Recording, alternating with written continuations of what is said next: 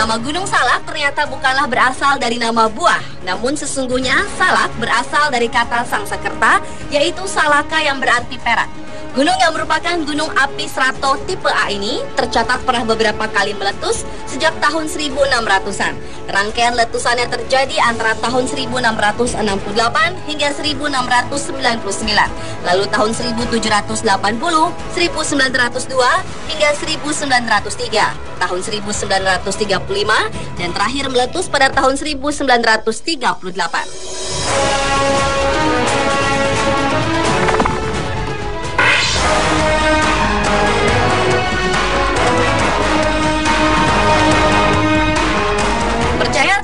Menurut masyarakat Sunda Wiwitan yang banyak menempati daerah seputar gunung tersebut, Gunung Salak merupakan tempat yang dianggap suci karena dipercaya sebagai tempat terakhir dari Prabu Siliwangi, pendiri kerajaan Pajajaran. Karena dianggap keramat itulah tidak mengherankan jika sejumlah pendaki gunung kerap menemui para peziarah yang datang untuk berdoa memohon berkah kepada para leluhur.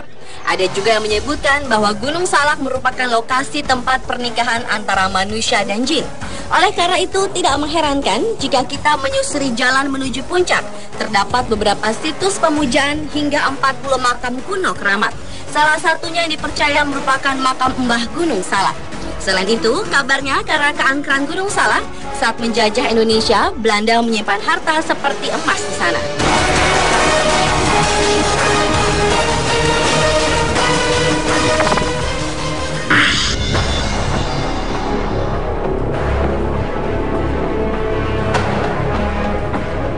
Sehubungan dengan proses evakuasi korban jatuhnya pesawat Sukhoi Superjet 100 Sabtu 12 Mei pagi, sejumlah pemuka masyarakat Ciplang, Cijeruk didatangkan ke lokasi. Bersama mereka dibawa pula nasi tumpeng dengan menu khusus petai bakar dan ikan peda atau ikan kembung bakar. Nasi tumpeng dan sesajen tersebut akan dibawa ke puncak yang disebut Puncak Manik untuk diadakan ritual dan doa. Menurut pengasuh Pondok Pesantren Nurul Huda Cijeruk, Kiai Haji Marsya Abdullah, saat itu tumpengan dilakukan karena upaya sudah berhari-hari, tapi jasad para korban belum bisa dievakuasi semua. Dikhawatirkan masih ada yang diselimuti goib.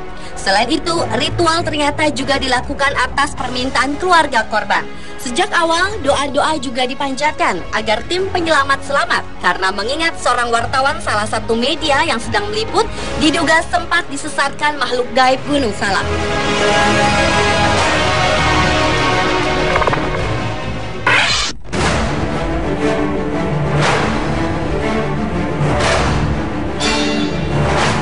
Gunung Salak memiliki medan yang sulit dilewati para pendaki gunung, apalagi di jalur yang biasa dilewati para pendaki, jarang ditemukan cadangan air.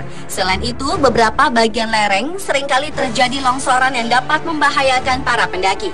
Gunung Salak juga memiliki jurang-jurang yang tergolong terjal dengan kedalaman berkisar 100 hingga 400 meter. Banyak lereng di Gunung Salak. Terdapat batuan besar akibat dari letusan di tahun 1699. Pada bulan April 1987 silam, 7 orang siswa Sekolah Teknik Menengah atau STM Pembangunan Jakarta Timur ditemukan tewas di Curug Orok yang memiliki kedalaman 400 meter di punggung gunung setelah terperosok ke jurang.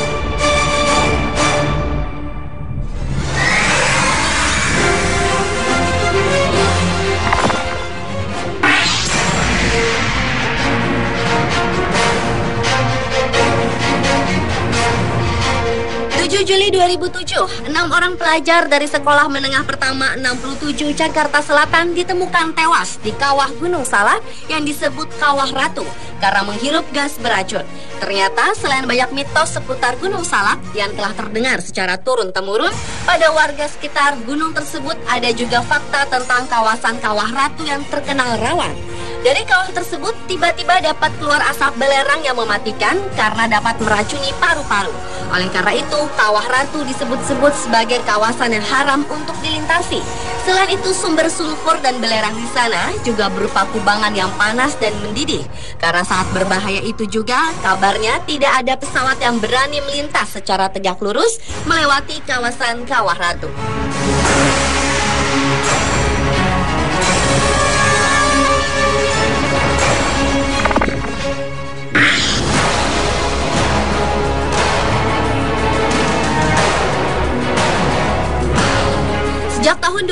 hingga 2012 tercatat 7 kali musibah kecelakaan pesawat terbang di Gunung Salak dan sekitarnya.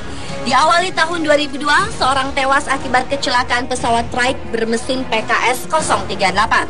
Disusul tahun 2003, 7 orang penumpang tewas dalam musibah jatuhnya helikopter Sikorsky S-58T Twin Tail milik TNI Angkatan Udara. Lalu tahun 2004, pesawat paralayang Red Baron GT500 jatuh dan menewaskan 3 orang. 2 bulan kemudian, pesawat Cessna 185 Skywagon juga terjatuh dan menewaskan 5 orang. Kemudian tahun 2008, pesawat Kasa 212 TNI Angkatan Udara juga jatuh di Gunung Salak dan menewaskan 18 orang. Setahun berselang, tepatnya April 2009, kali ini korbannya adalah pesawat latih donor yang menewaskan 3 orang. Dan yang terakhir, tahun 2012, kecelakaan di Gunung Salak menimpa pesawat Sukhoi Superjet 100 yang menewaskan 45 orang. Menurut staf ahli Menristek Bidang Pertahanan Keamanan Hari Purwanto, penerbangan melalui kawasan Gunung Salak tidak seharusnya di ketinggian 6.000 kaki karena tinggi gunung itu sendiri sekitar 2.200 meter dengan kondisi awan tebal yang selalu meliputi pegunungan itu.